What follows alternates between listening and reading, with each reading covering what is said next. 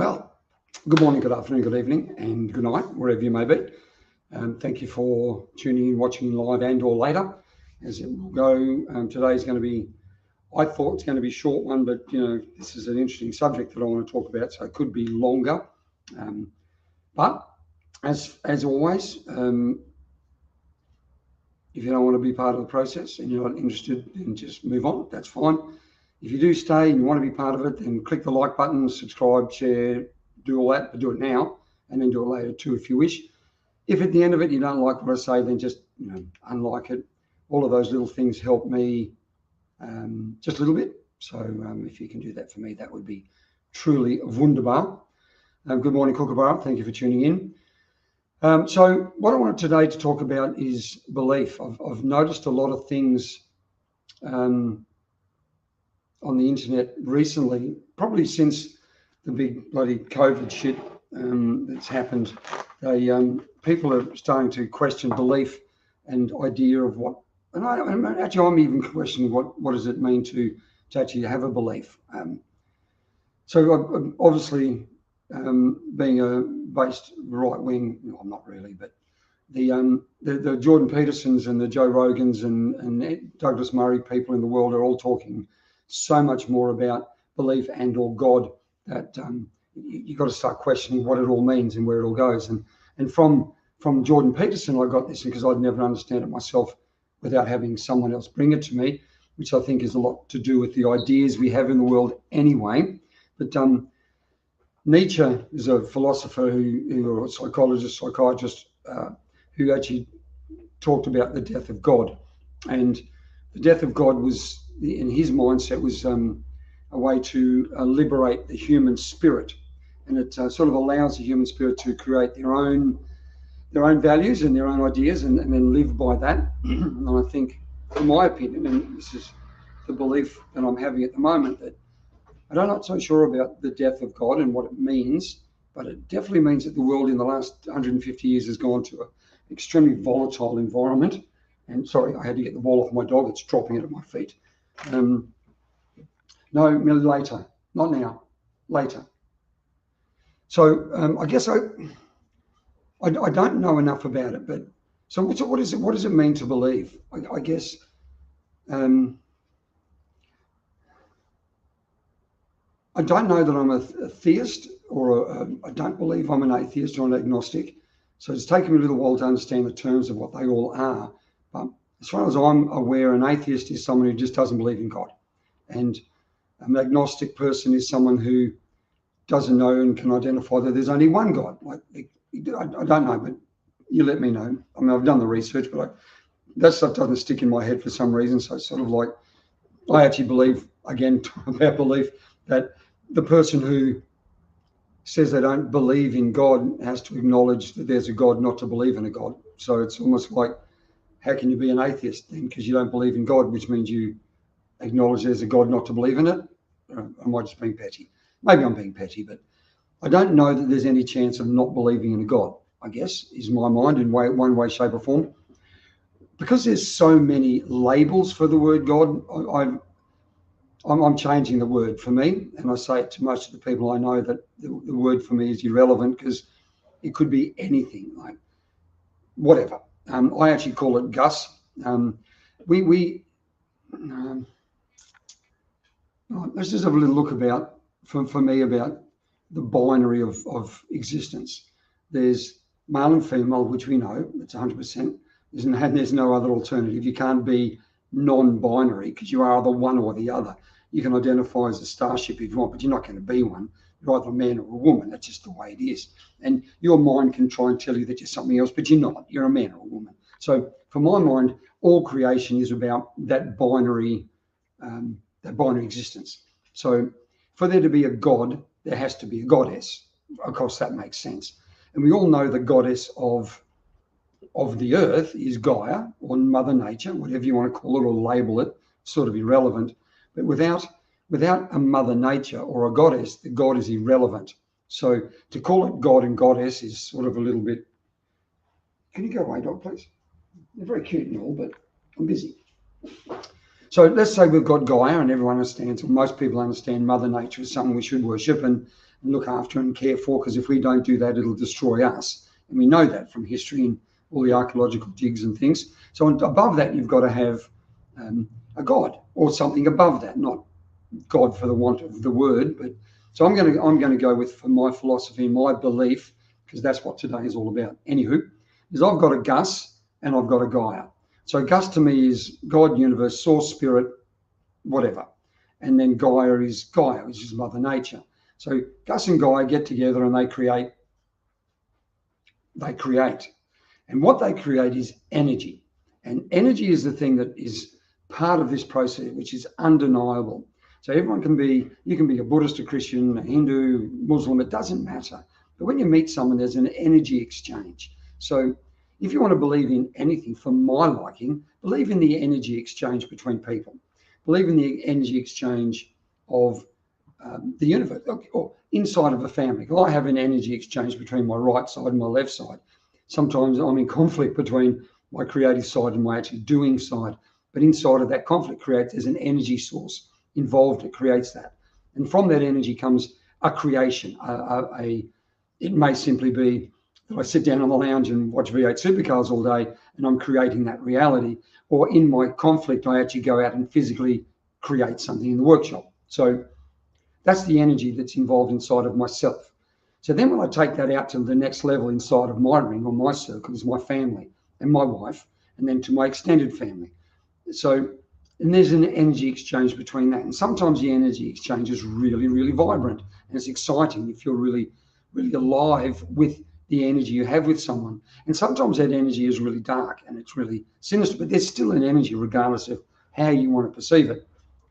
Then that energy from my family unit goes out. So when my family unit, my wife and I go out and we visit people, we bring an energy to that dynamic, and that can uplift a dynamic or it can down the dynamic, depends on where we are in our energy space. And then that dynamic takes it out to community dynamic, which takes it out to a city dynamic, to a nation, state, nation, or whatever it might be. And the energy creation inside of that is the thing that I believe that most people term as God, or a belief in whatever it might be. So, and you know that for those of you who go to church and experience that experience, that sounded really silly. That's like self-motivating yourself, like experiencing that. Anyway, all right, I digress. So if you've gone to a church and you go there with an open mind and you go into that environment, you can't help but feel uplifted by the experience, because everybody's in there with a similar energy source. Now, from my experience, and that has been in a church as well, but I went to a Tai Chi school. I walked past it. That's when I was really strong into the martial arts and I was fast and powerful and dynamic. And I walked past this Tai Chi school and I opened the door and I walked in and I could feel, like literally feel the energy coming from these people. They're all elderly, all in the same uniform, all sashes and all moving exactly the same. Like it was unbelievable. And the energy was, you could touch it. You could almost, it hit me physically. I felt that. So that's the energy I believe that everyone's talking about. And the famous atheist agnostic people out there, the Sam Harrises of the world and all the others who say there's no such thing and don't be stupid, they just literally can't deny the fact that there's an energy. And they can say whatever they like. Oh, I don't believe in God. Well, they do, because they know there's an energy exchange between people. And to me, that's the word. Now, I'm going to try not to use the word God, because that could be taken by anybody to be whatever it could be. I'm going to call it Gus, and do my best to call it Gus from now on. And remembering that means it encompasses everything, like God, the universe, source, and spirit. And those four things to me is the energy that I'm trying to understand. And the energy between Gus and Gaia that gives us our creation of the human existence on this planet. And whether it be in any other planet, it's like, I have no idea, because I have opposable thumbs and I don't know if I can be a blob in the center of the universe.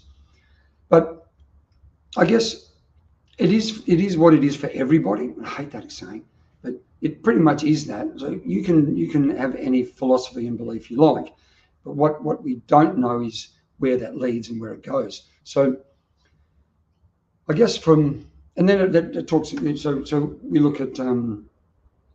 I don't know if you've ever experienced the death of someone, literally seeing someone die, not from an illness, not from like cancer or something like that. And I think most of us, as we get older, are going to experience that at some point. When my mother passed away, I wasn't there for that, but I had a really interesting experience. And I don't know if I've told this story to you guys before, but I'm going to share it again. I was beside her in the palliative care unit, and she died of bowel cancer. And I woke up at 2 o'clock in the morning, and she was looking at me. But for those of you who've been with someone who's died of cancer, it's really it's quite a horrible experience, because they go from a beautiful, radiant person to a skeleton and transparent skin, and it's actually quite a horrible vision. But at this particular moment, like 2 o'clock in the morning, I looked up at her, and she was a radiant being, and she was full of energy. And I know the skeptics out there will say, "Oh yeah, you were dreaming," but that's the whole point. Like, was I? And because I don't know, I can't say that I was or I wasn't. But the message I got was beyond a dream. She looked down to me and she said, "Darling, I know why I'm dying of bowel cancer." And I was just instantly intrigued. And I looked at her and I said, "Well, Mum, why? Why are you dying of bowel cancer?" She said, "I'm dying of bowel cancer because I wouldn't let go." I looked at her, that questioning look on my face. She said, "I wouldn't let go of negativity. I wouldn't let go of judgment. I wouldn't let go of the shit in my life. And it's manifested in the part of my body that lets go of shit." And I just struck my head, shook it, and like, oh, that was like a revelation. And then I looked up at her, and she was back to this skeletal, dying woman of cancer. And it just shocked me. And even now saying this to you, it still gives me goosebumps. And that's when I started to realize the power of the mind and the power of the metaphysical side of the mind. And what you say to yourself is really, really important, because what you say to yourself becomes a creation inside of yourself. And this is in 1992. So this is not new for me. There's like 30 years in development.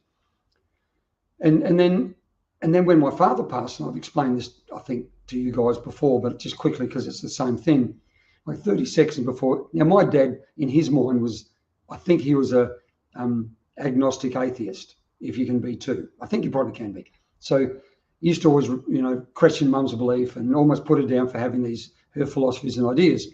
But at the very end of his life, in the last 10, 20 seconds, he actually, when he had macular degeneration, so he couldn't see, and he started looking around the room, smiling and looking at everything, and then he just looked at me and then passed away. And that was like, again, I'm getting goosebumps again. It was only like the next day we found out that his best mate died literally half an hour before he did. And they had a bet, and it was whoever dies first has got to provide the beer. And whether that was like Dad knowing he was passing or not, it's sort of like a little irrelevant. Because the skeptics out there and the atheists, which I don't believe there's such a term, they will say, "Oh yeah, it's just a memory. He just remembered that he knew he was dying, so he smiled, realising he was going to get beer." Or was it that his mate was there? We don't know. And the simple fact that we don't know gives us this power to express an energy in that transition process and to express that energy in every aspect of our life.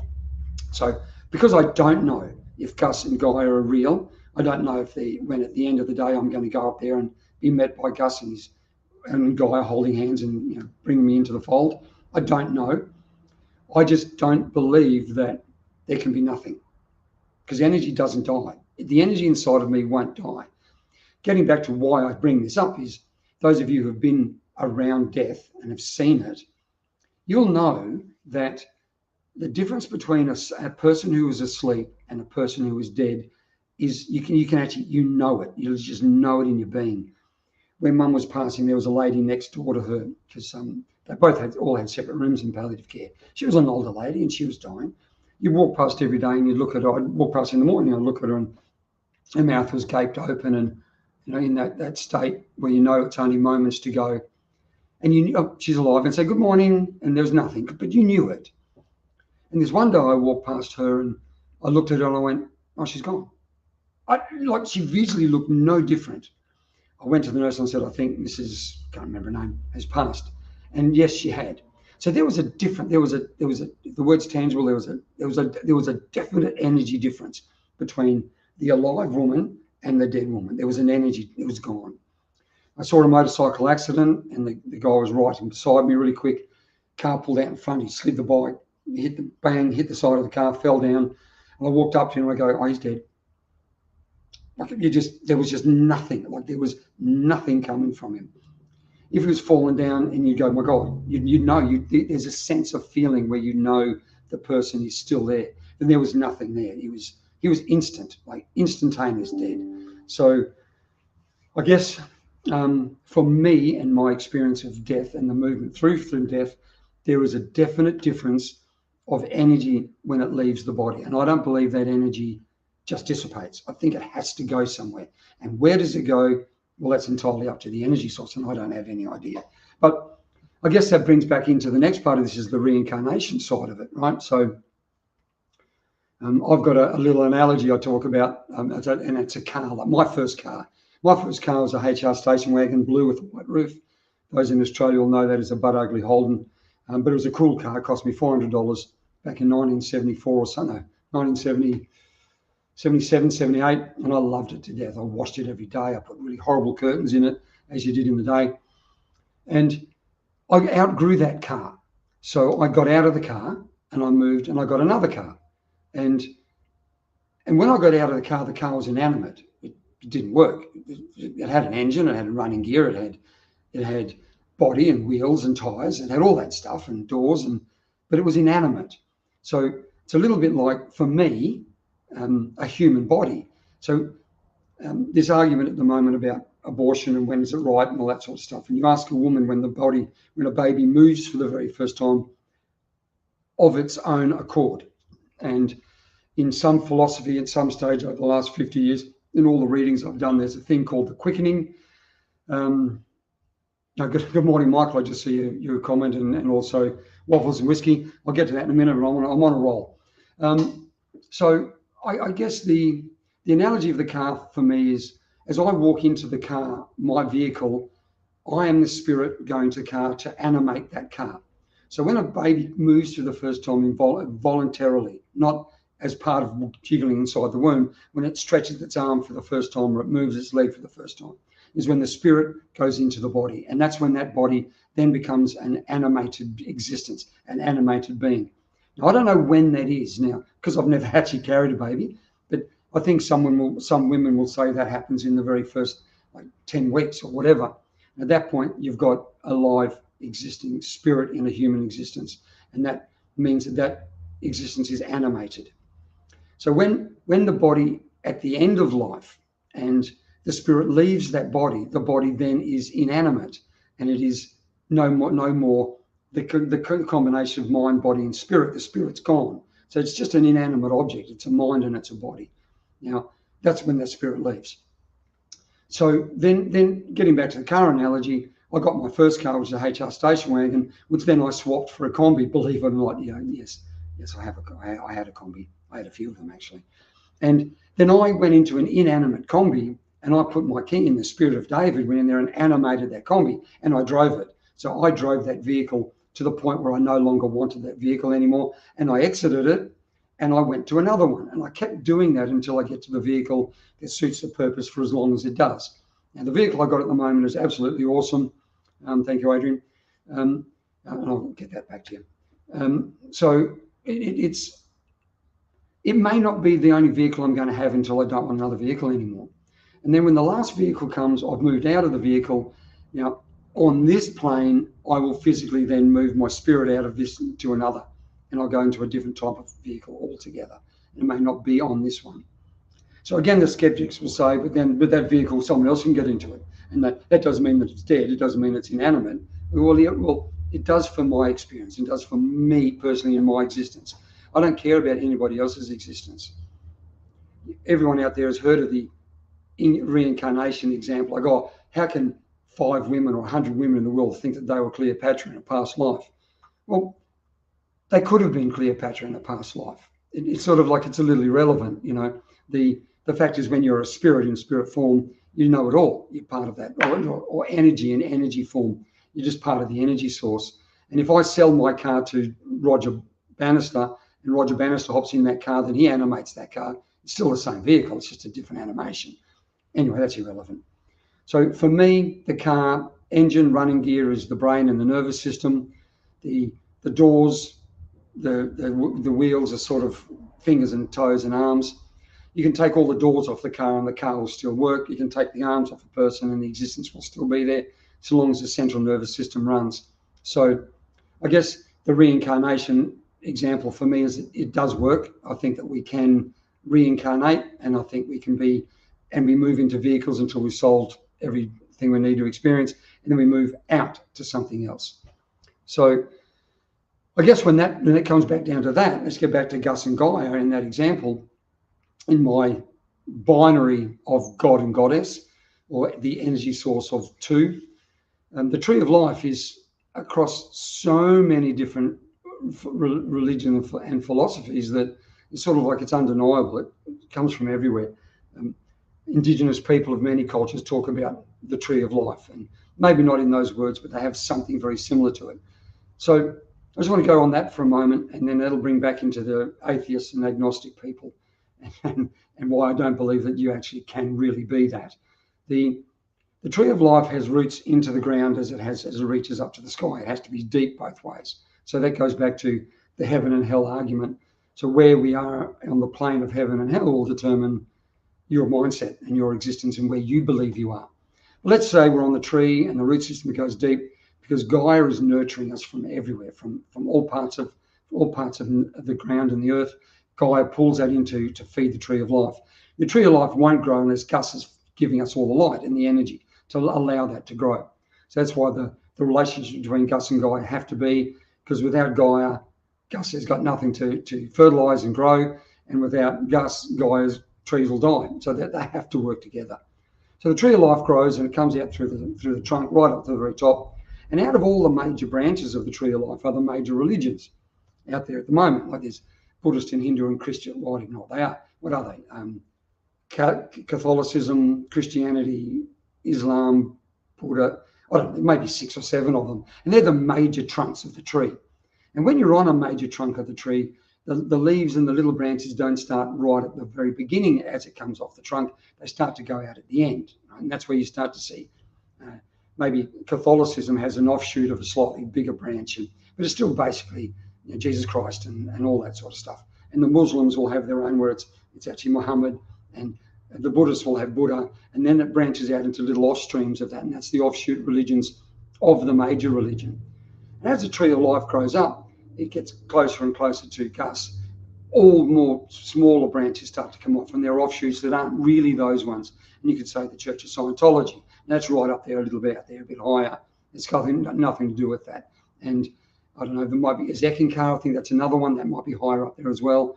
And it goes right up to the very top where it's really fragile, and those little limbs, they still get the nutrients from Gus and Gaia, and that still feeds them, but they're more likely to fall off and break and go to the ground. Now, if you're on the main bulk of this tree of life, you're saying you're on the tree of life, it's undeniable. But if I'm on my Catholic tree, I'm looking straight out from the Catholic tree. I'm not looking behind me to see the Buddhist and the Muslim tree or the branch, because I'm too busy on my own.